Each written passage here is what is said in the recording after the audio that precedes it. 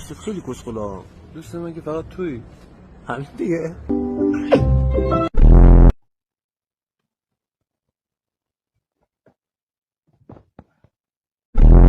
به نظر آدم با استعدادی میای.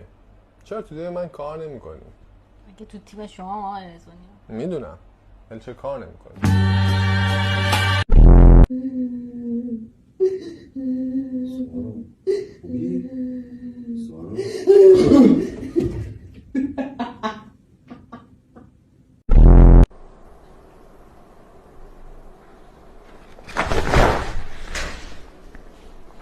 Ну ты дебил, Ярик.